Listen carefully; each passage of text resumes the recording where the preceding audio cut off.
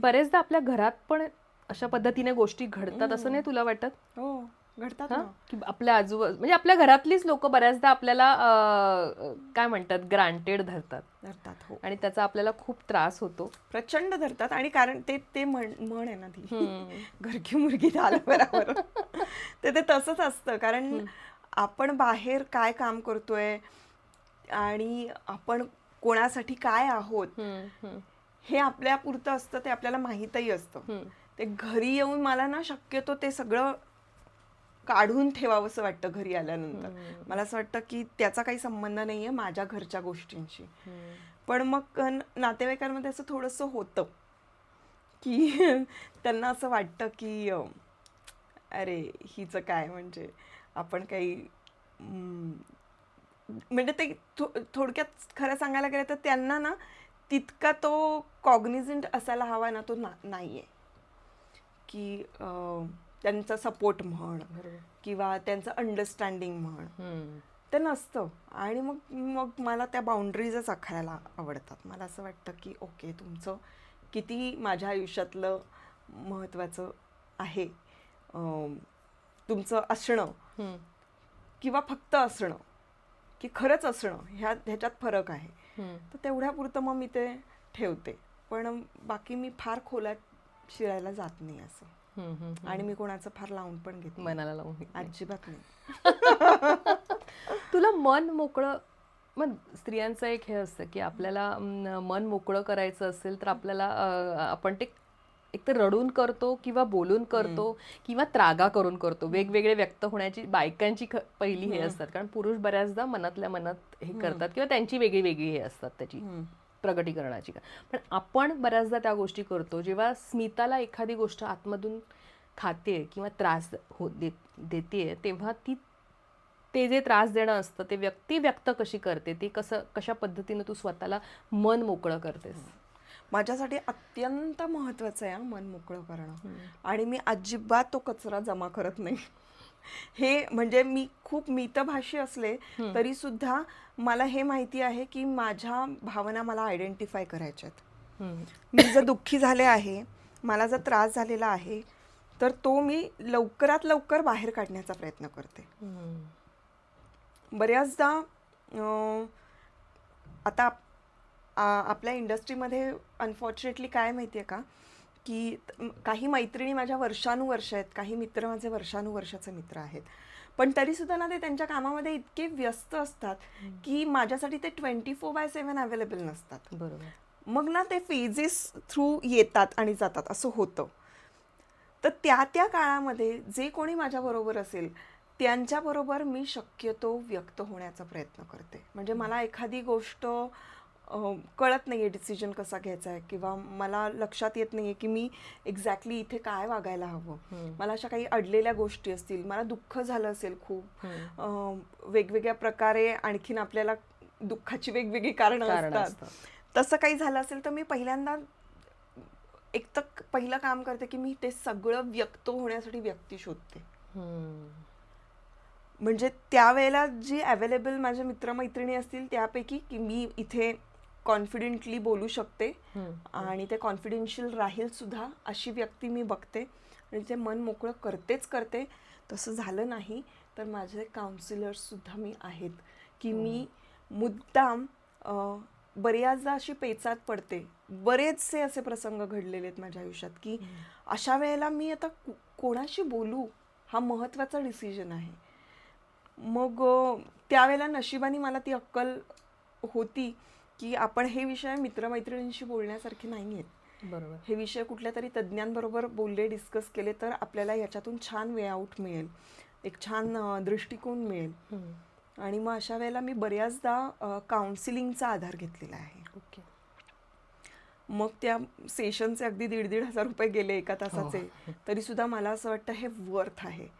कारण त्यावेळेला मन मोकळं करणं, त्यावेळेला कोणीतरी मला योग्य प्रकारे कन्सोल करणं, सल्ले देणं हे खूप महत्त्वाचं असतं. आणि अगदीच छोट्या छोट्या गोष्टीतून मला त्यावेळेला ना असं होतं बा आपल्याला सुचत नाही. म्हणजे ते जेव्हा तुम्ही खूप ताणामध्ये असताना त्या ताणात तुम्हाला कळत नाही की मी आता सोल्युशन कसं काढू. तर त्यावेळेला ना मी माझ्या डायरीमध्ये काही वे आउट्स काढलेले आहेत, लिहून ठेवलेले आहेत. हो. की पहिली गोष्ट, ज्या वेळेला मी खूप प्रेशरमध्ये येते, खूप टेन्शन येतं मला, त्यावेळेला तर सगळ्यात आधी झोपणे हा एक महत्वाचा. महत्वाचं आहे ते. हा, मग मी विचार करते की व्यवस्थित तो झोप. टाइम पास झाला ना, ती वेळ पुढे गेली की मला माझं सोल्युशन काढायला माझी बुद्धी जरा रिफ्रेश होते, असं होतं. मग त्यानंतर अगदीच मला असं वाटलं की नाही मी झोपू शकत आहे काय, तर मी आंघोळ करणे किंवा मग निसर्गामध्ये कुठेतरी बाहेर जाऊन फ्रेश फिरून येणं बागेत, किंवा मग कार ड्राईव्ह करून येणं, हे सगळं करून आल्यानंतर मी शांत बसून तो विचार करते आणि नंतर लिहून काढते. लिहिण्याने, ते व्यक्त करण्याने बऱ्याचदा माझे सोल्युशन्स मला मिळतात. तर ते खूप फायदेशीर ठरतं. व्यक्त होणं हे अतिशय महत्त्वाचं आहे. म्हणजे ती टॉक्सिसिटी मला जमवायचीच नसते. आणि जे पण मी आत्तापर्यंत, मला असं वाटतं की जेही मी काय केलं आहे, जे काही माझे संघर्ष होते किंवा मला जे काही प्रॉब्लेम्स होते, त्यातून सॉल्व्ह होण्यासाठी हे उत्तम मार्ग मला तेव्हा सापडला होता की व्यक्त व्हायचं, व्यक्ती गाठून तिच्याशी बोलायचं, काउन्सिलिंग करून घ्यायचं, किंवा मग चक्क लिहायचं. त्यांनी निम्मे अधिक प्रॉब्लेम सॉल्व्ह होतात. आयुष्यातला असा एखादा क्षण तुला असं वाटलं की इथे मी हरतेय, पण मला तिथे हरू द्यायचं नाहीये, मला स्वतःला त्याच्यातनं बाहेर काढून विजय मिळवायचा आहे किंवा पुढे जायचंय, तर असा एखादा क्षण होता की ज्या वेळेला तुला वाटलं की नाही, हे चुकीचं होतंय माझ्यासोबत, मी हरतेय आणि मला ते करायचं नाहीये, त्यातनं मला बाहेर पडायचंय, तर तो क्षण किंवा त्यातनं तू कशी स्वतःला सावरलंस? माझ्या आयुष्यातला सगळ्यात अवघड काळ, आणि त्यावेळेला मला असं वाटलेलं की माझं आयुष्य आता इथे संपलं. त्यामुळे माझा डिवोर्सचा काळ. म्हणजे आणि ते तुला मला खरं सांगू का, म्हणजे स्मितासारख्या मुली, म्हणजे खरंच तो जेन्युन आहे. म्हणजे माझी आई आता इथे नाही, पण तिची हे घेते मी की त्यावेळेला, म्हणजे ती आता देवाघरी आहे, सो पण तिची शपथ घेऊन सांगते की किंवा तिच्या प्रेमा की मला ना, जस्ट मी आणि माझी मैत्रीण, तुला माहिती आहे इंडस्ट्री, तिथे नाव घेत नाही, पण आम्ही असं म्हटलं स्मिताचं कसं काय, म्हणजे तिच्यासारख्या मुलीचं शक्यच नाही. म्हणजे इतकी इनोसंट, इतकी क्यूट, इतकी सिम्पल. आणि मग आम्ही त्या बातम्या पण केल्या नव्हत्या, कळलं होतं तरी आम्ही ठरवून बातम्या केल्या नव्हत्या. नाही, म्हणजे Smita is like a girl, की आपण तिला ओळखतो, की ती आपण जवळून, आणि कळतात ग लोक कळतात. म्हणजे तुम्हाला असं वाटतं आपण पत्रकार आणि आर्टिस्ट म्हणून भेटतोय, पण तसं नसतं. आपण एकमेकांना ऑब्झर्व करत असतो, and that is also important. तर तसं त्यावेळेला झालं. म्हटलं हे शक्यच नाहीये, थांब म्हटलं आपण कळेल आपल्याला, पण मला तरी आपण हे करूया नको. अबाउट स्मिता आपण थांबूया. ते एक पण तुम्ही खरंच सगळेजण इतके चांगले आहात ना. मी कायम म्हणते की मला एखादी व्यक्ती आपल्याशी चुकीची वागली ना, तरी सुद्धा 100 व्यक्ती आपल्यासाठी उभं करतो देव. त्यामुळे माझा विश्वास आहे चांगुलपणावर. तुम्हाला हे असं वाटलं की याची बातमी करू नये, आणि खरंच त्यावेळेला जर का माझी डिवोर्सची बातमी झाली असती ना, तर मला प्रचंड त्रास झाला असता, कारण मला ते सहन होत नव्हतं. मला इथे तुला प्रश्न करायचा आहे की असं होतं ना आपल्या आयुष्यात अनेकदा, आपण कधीतरी असं वाटतं आपण हरतोय, आणि आपल्याला ते हरू द्यायचं नसतं, कारण बेसिकली स्त्रीला देवानं खूप स्ट्रॉंग बनवलंय. 9 महिने ती मूल गर्भात वाढवते, त्याला जन्म देते, हा सगळा प्रवास करते, इतकं त्याने स्ट्रॉंग बनवलंय, घरातलं सगळं आवरून ती बाहेरचं करते.